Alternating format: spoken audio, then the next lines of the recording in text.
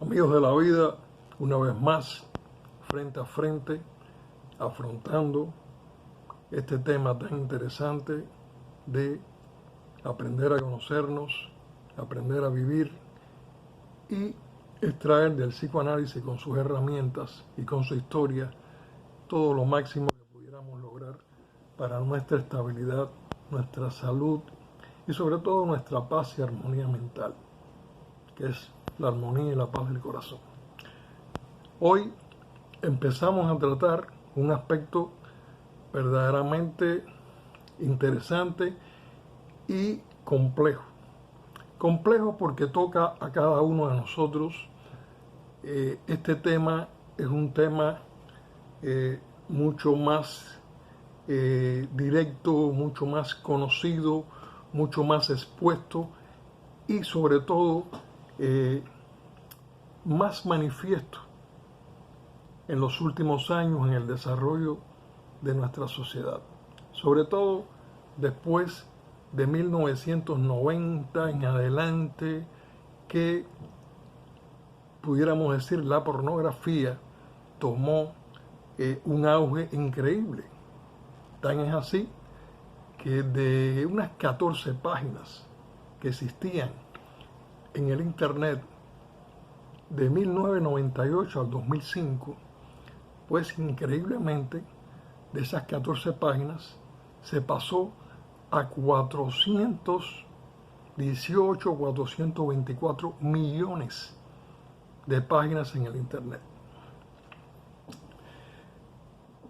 El tema de la pornografía lo vamos a tomar, pero necesariamente de lo que vamos a hablar realmente es de las perversiones, porque les había dicho que teníamos que, dentro del psicoanálisis, tratar el sadismo, tratar el masoquismo, lo que es el sadomasoquismo. Pero ¿qué sucede? Que para tratar el sadomasoquismo queremos hacer un poco de historia, como hacemos siempre nosotros. Y en la historia del sadomasoquismo nosotros tenemos que entender un poco lo que es ya la categoría de las perversiones y hacer un poco de historia, como siempre, porque sabemos muy bien que hay una influencia del medio, una influencia social, una influencia filosófica, una influencia cultural muy fuerte. Bien, conocedores de esto, podemos empezar diciendo que las perversiones tienen una gran complejidad. Tienen que ver mucho con las cuestiones impulsivas. Pudiéramos decir que el neurótico es alguien que se ve obligado a sentir determinados impulsos y a rechazarlos. En el caso del perverso, el perverso trata de hacer algo supuestamente prohibido, a lo cual extraerle algo de goce o de placer. Increíblemente, después vamos a ver cómo dentro del sadismo podemos entender este mecanismo de patológico. Es decir, en el perverso muchas veces vemos que precisamente el vencer los impulsos patológicos le produce incluso placer y, vamos a hablar a calzón quitado, les produce orgasmo. Son muchas las perversiones y hay que ver cómo definir, cómo culturalmente entender lo que es una perversión. Es decir, perversión es considerado todos aquellos actos que tienen ciertos excesos, ciertas exageraciones y ciertas deformaciones. Nosotros, por ejemplo, tenemos una fórmula simple, que es el factor de que cuando la persona regresa a la sexualidad infantil, es decir, cuando tiene obstáculos, cuando tiene frustraciones sexuales, regresa a la sexualidad infantil, podemos decir que es un perverso. Cuando todo esto tenemos que irlo procesando en lo que llamamos nuestro gran rompecabezas para entender dos cosas, el psicoanálisis, pero realmente para entender al ser humano, para entendernos a nosotros, bien, para entender a nuestros padres, a nuestros abuelos y a toda nuestra gente. Bien, sin embargo, cuando no se regresa a la sexualidad infantil, que se utilizan otros mecanismos, porque ambos van a una regresión, tanto en la perversión como en la neurosis, hay una regresión a etapas anteriores. Bien, nosotros tenemos ya que sentirnos un poco adultos para ir entendiendo el lenguaje psicoanalítico, porque este es un lenguaje muy cierto, muy preciso, pero que tenemos que irnos adaptando, ya que los conceptos psicoanalíticos fueron desarrollados por estudiosos, por investigadores, por gente también haciendo un gran esfuerzo por llevar de la práctica a la teoría toda una serie de realidades cotidianas. Dicho esto, nosotros nos encontramos que antes de ir a lo que es el sadismo y el masoquismo, nosotros debemos de entender que las perversiones son generalmente de carácter sexual. ¿Bien? Tenemos también, que generalmente las perversiones son intentos que se hacen muy preliminares al coito. Bien, todo esto después, más adelante, los interesados pueden enviarme discretas preguntas y más adelante este año, que tenemos la esperanza de poder tener chats entre nosotros, podemos también aclarar un poco estas cuestiones, porque son cuestiones no solamente de personas enfermas o no solamente de personas con trastornos o deficiencias, o como pudiéramos llamarle, sino también son curiosidades y son también elementos interesantes para la comprensión de todas estas temáticas. Nosotros, antes de entrar en el sadismo, el masoquismo, me gustaría darles un poco de historia, como siempre, les repito. Y tenemos que remitirnos a alguien muy conocido, que es el famoso señor, el Marqués de Sade. El Marqués de Sade, el señor Donatien Alphonse François, conocido como el Marqués de Sade, que nació en el 1740, tuvo, y esto es interesante, una vida convencional, una vida como la que pudiéramos tener cualquiera de nosotros. Su padre, un diplomático, un militar, su padre, un político, viajó muchísimo y durante 10 años Donatien pudo disfrutar de viajes, de conocer lugares y regresa a París 10 años más tarde y entra a un famoso colegio, Louis le Grand. Él había un noble, José de Bourbon, conde, que le había estado dando clases, que había sido su verdadero maestro, que era uno de los nobles académicos de la época, ¿no? Con esto vemos que nuestro señor Marqués de Sade es alguien normal, alguien con cultura y que muy temprano, ya a los 16 años de edad, se va a la guerra y en la batalla de Menorca, en Menorca, logra contra los ingleses el destacarse y termina siendo capitán.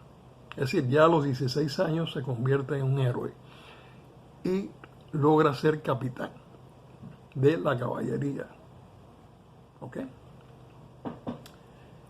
Al regresar a París, como las cosas tan conocidas de la época, al señor Donatien Alphonse François Marqués de Sade lo casan con una noble, una muchacha de noble, pero de muy buena posición económica, los Montreal, y entonces comienza su vida de entregarse a las cuestiones literarias y comienza a producir literatura.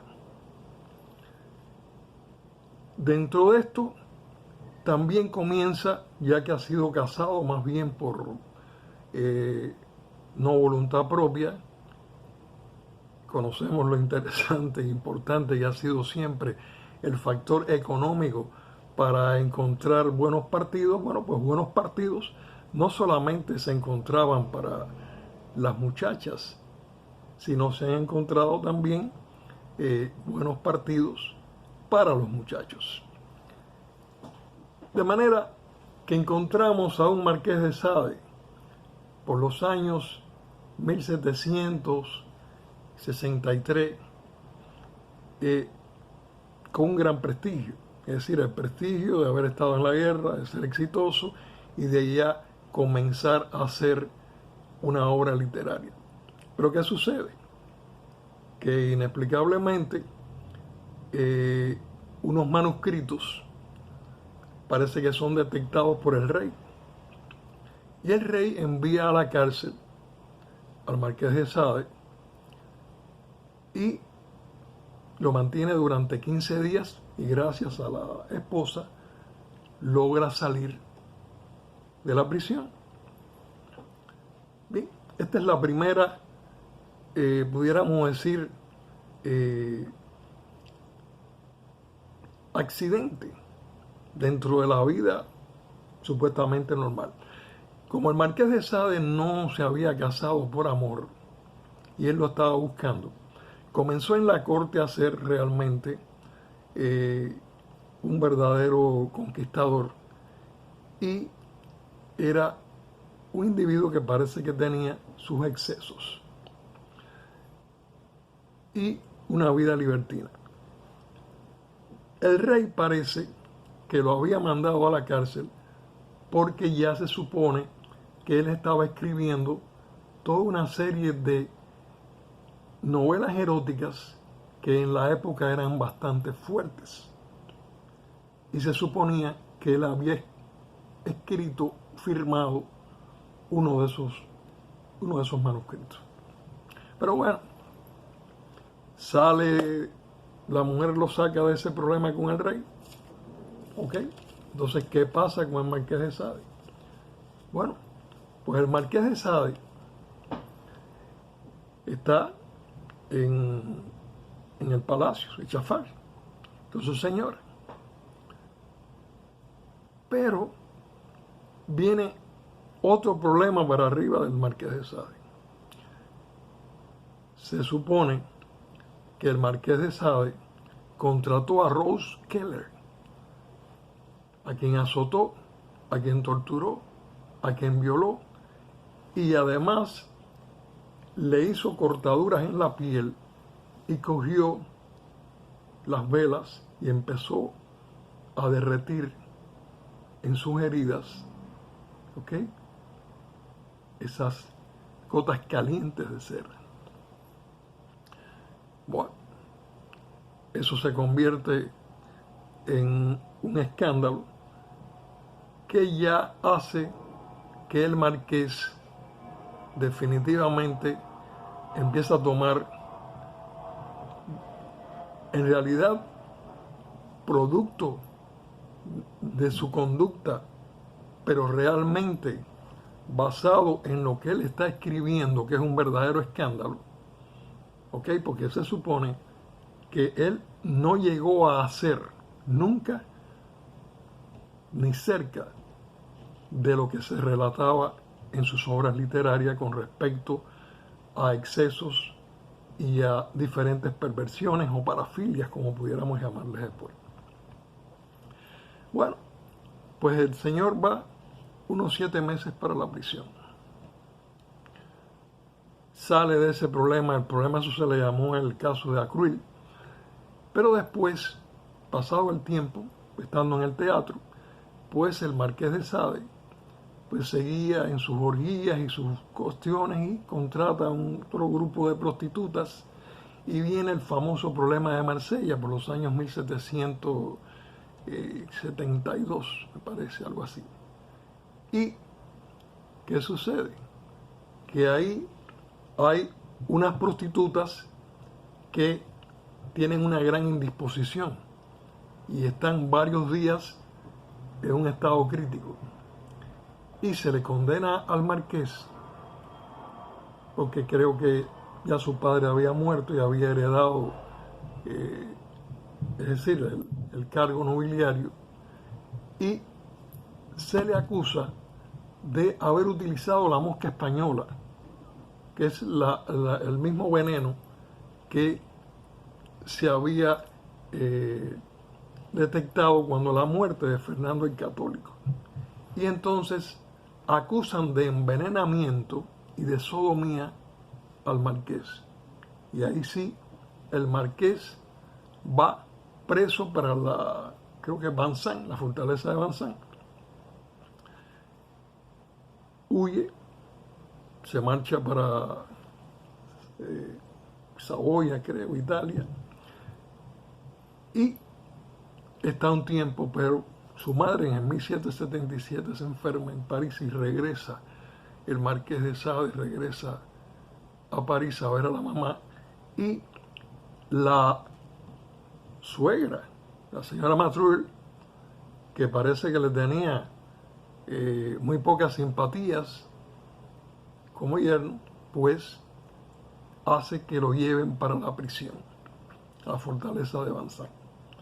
A pesar de que las prostitutas se recuperaron y a pesar de que al año ya es decir, al año es decir, se habían quitado hasta los problemas jurídicos y legales, aún así permaneció por presión de la madre de su esposa, permaneció preso en la fortaleza de Vincennes. Claro que en esa fortaleza él estaba bastante bien y no se podía comparar a otras fortalezas como fue después que lo trasladaron para la cárcel de la Bastilla, donde empezó a quejarse horriblemente.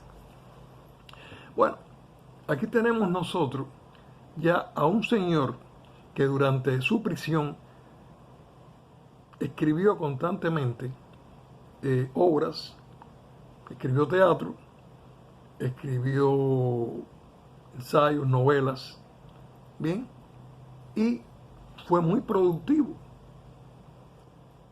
Pero, ¿qué sucede? Que viene la Revolución Francesa. La Revolución Francesa termina liberando al marqués. El marqués termina teniendo una cierta participación en la Revolución Francesa e incluso hace discursos del funeral de Marat, él es el que lo redacta. Y el grupo del Comité de la Revolución Francesa le asigna tareas hospitalarias y le asigna tareas de sanidad pública, etc. Da la coincidencia de que la misma señora que lo mantuvo todos esos años presos, los 13 años presos. La señora Martrail, estos nombres como siempre tenemos que estar pronunciando este francés ahora. Y resulta que tiene graves problemas porque los están acusando de extranjeros. Tienen problemas con el Comité Revolucionario.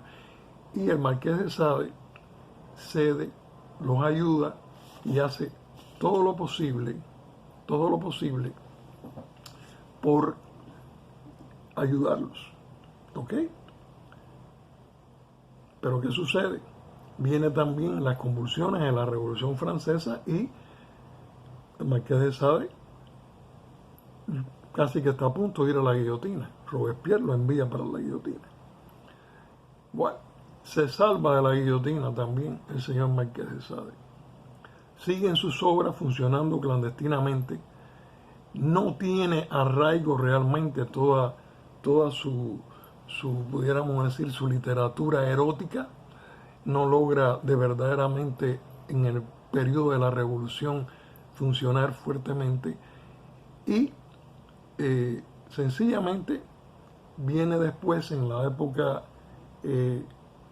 napoleónica que el emperador lo envía a Charterton, un lugar que es un asilo, porque Napoleón estuvo leyendo una de sus obras que era algo así como creo que se llama Justine y el infortunio de las virtudes. Y Napoleón dicen que la arrojó al piso diciendo que eso era lo más depravado que había podido leer en toda su vida. Eso le trajo al señor Marqués más problemas y entonces lo ingresaron. Muere sobre el 1814, estaba terminando los días de Flor Belle, la Flor Bella, que el hijo cogió todos sus manuscritos inéditos, los quemó y el Marqués de Sade queda como un individuo de literatura de excesos eróticos, de orgías y de sadismo. Por eso es que hemos hablado del Marqués de Sade, porque precisamente la palabra sadismo viene, según la mayoría de los conocedores, del Marqués de Sade, con esta historia breve y rápida que yo he tratado que ustedes puedan conocer por la época. Y les digo por la época porque estamos viendo a un rey mandándolo a prisión, estamos viendo a la madre manteniéndolo en la prisión, estamos viendo determinadas orgías. ¿Por qué lo mandan para una prisión cuando sabíamos perfectamente que en aquellas cortes no solamente era el Marqués de Sade, en esas cortes pues pasaba de todo? Pero la evaluación cultural es lo que más nos interesa, que es la evaluación por la cual consideran al Marqués de Sade como alguien que debe de pasar muchísimos años en prisión y realísticamente no hay suficientes elementos factuales para que ese hombre esté tantos años en prisión. A ese señor, las generaciones de escritores después lo reconocen y ha quedado también considerado como alguien que tenía su valor y que había publicitado obras, ¿okay?, que hoy en día pueden ser reconocidas. Fíjense si esas obras pueden ser reconocidas, que nosotros vamos ahora a hablar de algo que se llama el bondage, que se ha sido muy famoso desde los bondage cover. Bondage es ese término que desde el 1990 se ha utilizado en la pornografía internacional, la cual no tiene ni comparación, me imagino, con las cosas que pueda haber escrito en Marqués de Sade. Es por eso que les voy presentando bien cuál es el real escenario, cuál es el real teatro, cuál es la cultura, cuál es el pensamiento de la época, cuál es el pensamiento que vamos a encontrar y el análisis que vamos a encontrar y la moral que teníamos y la moral que vamos a tener. Todo esto es muy necesario para evaluar además el mundo del psicoanálisis, porque el mundo del psicoanálisis no es un mundo caprichoso. El mundo del psicoanálisis es lo que hay dentro de usted, dentro de mí, dentro de todos nosotros. Bien, entonces, de la misma forma que el psicoanálisis demuestra lo importante que es la historia de la humanidad para entender al hombre, el psicoanálisis demuestra por qué es tan importante su verdadera historia interna, la verdadera historia interna mía, nuestras emociones, nuestra cultura, nuestro crecimiento, nuestro mundo histórico y nuestra verdad familiar. Así es como se desarrolla nuestra mente, nuestras tendencias, nuestras preferencias, nuestros amores, nuestros odios, nuestras iras y nuestras virtudes. Bien, nosotros tenemos que el bondage, como le decía, que viene a ser bondage, pero está ligado a BDSM, que es bondage, que es dominación, que es sadismo y masoquismo. Esto es muy frecuente verlos en secciones de pornografía. Bien, esto hoy en día es totalmente aceptado. Es decir, el ver personas atadas, porque el bondage es atado, esto viene de la cuestión del amo-esclavo. Bien, esto viene de la dominación. Esto viene de los señores feudales y los vasallos. Fíjense que no podemos abandonar nunca el mundo cultural, ni podemos abandonar nunca el mundo moral, para ver cuál es su desarrollo, para ver cuáles son las consecuencias y para ver cómo podemos estudiar cada uno de estos asuntos. Bien, pasando lo del bondage, que lo vamos a tratar más adelante cuando tratemos el sadismo, que es, y el sadomasoquismo, que es lo que nos corresponde próximamente, vamos también a recordar a un señor llamado Richard von Krafft-Ebing. Este es un psiquiatra alemán que por el año 1886 escribió el libro de psiquiatría de la patología del sexo. Creo que es algo así como parafilias,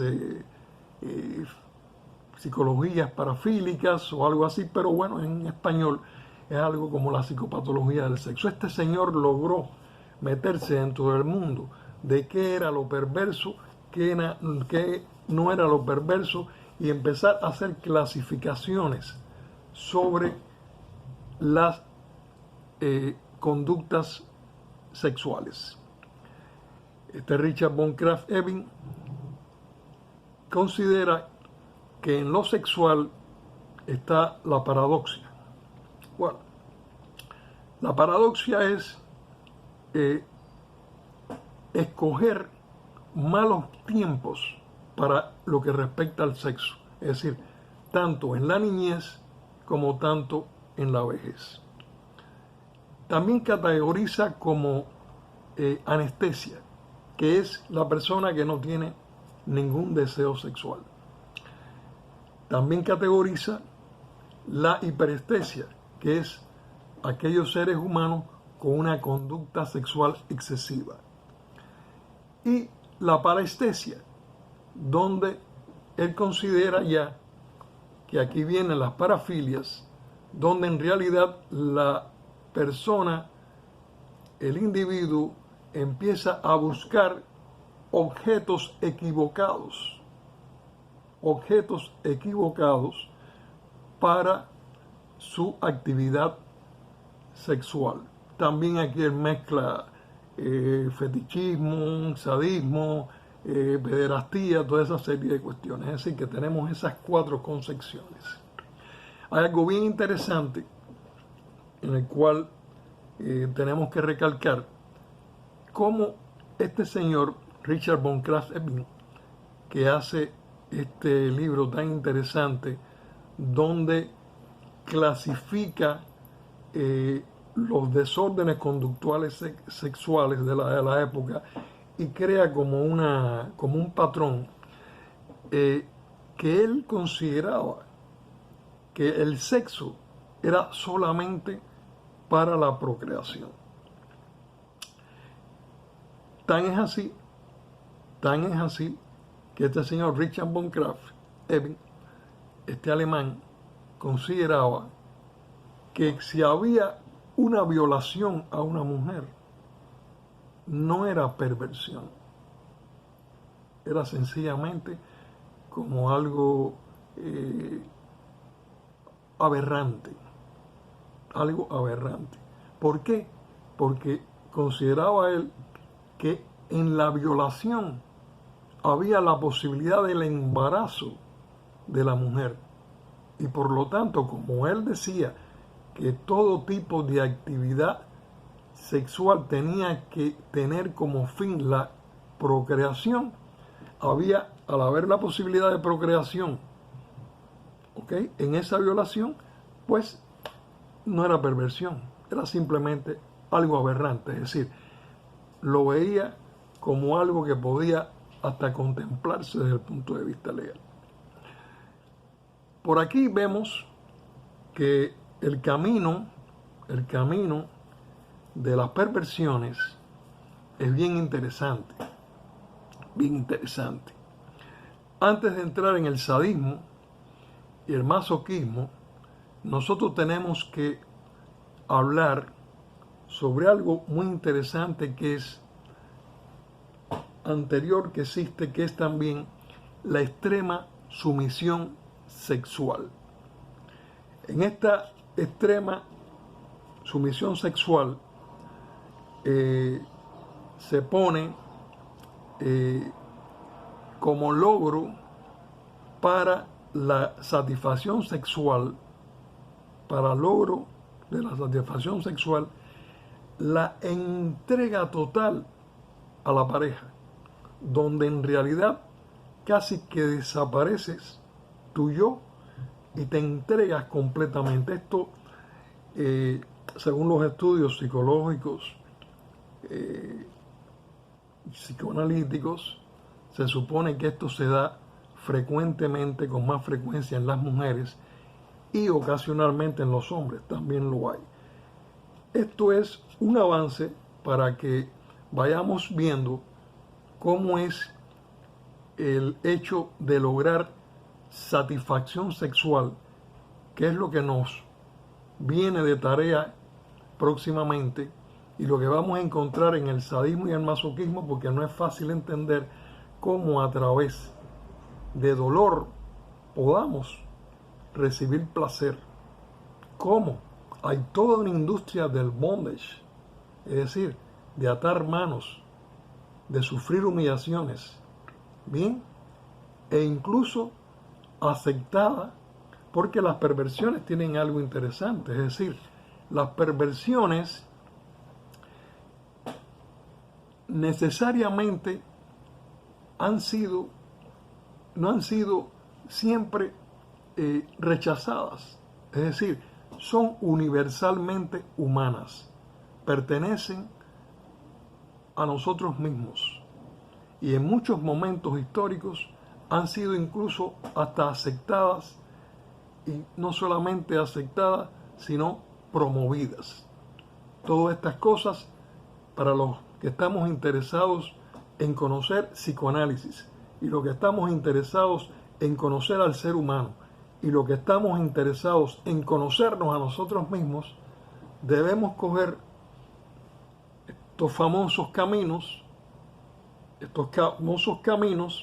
que nos van a llevar siempre a encontrar una cantidad de verdades, las cuales después, con esas propias verdades, vamos a poder vernos en el espejo, tener fuerza para reconocernos realmente y para poder enfrentar toda nuestra realidad inconsciente, afrontar nuestra realidad vivida a través de nuestro mundo familiar, a través de todo lo que tenemos que enfrentarnos con lo que la sociedad en cada momento histórico nos está presentando.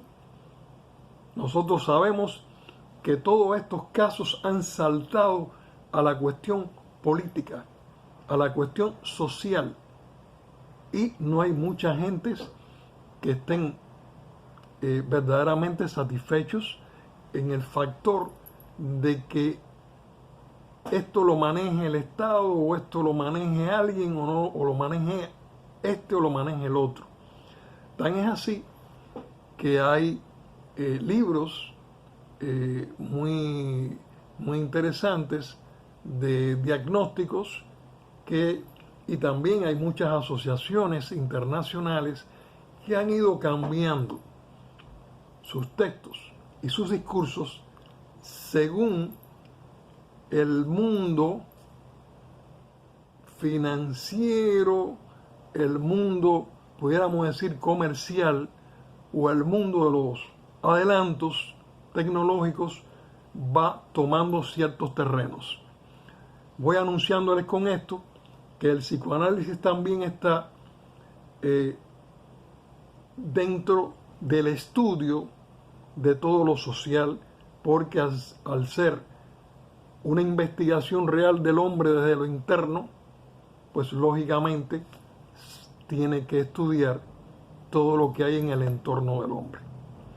Bien, amigos, este es el comienzo de un tema de las perversiones que vamos a precisar próximamente en el próximo programa, y vamos a hacer un intento de lograr que podamos entender cómo el ser humano entra en el mundo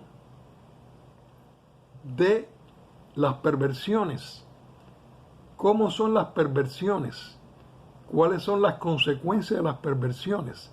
¿Qué diferencias hay entre una perversión y una neurosis? Pudiéramos decir, cuando se contempla que pueda ser una enfermedad, cuando se contempla que sencillamente es una conducta aceptada o no aceptada. Es decir, estamos poniéndonos ya frente al espejo. Ya hemos tenido un grupo de programas que yo he tenido que ir como caminando por encima de todas esas minas que nosotros necesitamos atravesar. Sí, el psicoanálisis es serio. Los que me siguen, los que me van a seguir, estén seguros que aquí vamos a de verdad ser honestos, a tratar de no hacer filosofía de la aceptación. Dejemos la filosofía de la aceptación. Vayamos simplemente de corazón a corazón a tratar de ayudarnos, pero primero tenemos como hoy que hacer un poco de historia y poner un grupo de elementos sobre el tablero para seguir con este rompecabezas que vamos a irlo haciendo día a día con la verdad y con el espíritu humano de entender bien la teoría y la técnica psicoanalítica y la ayuda real para el ser humano. Hermanos, hasta la próxima, amigos de la vida. Los quiero. Un año 2022 fantástico. Vamos a eliminar pandemias, pero vamos a eliminar también mucha depresión. Vamos a eliminar también mucha ignorancia. Vamos a eliminar también mucha frustración. Vamos a seguir adelante. Vamos a dar el gran paso, el gran salto del hombre que necesita conocerse a sí mismo. Mucha salud, amigos de la vida, los quiero.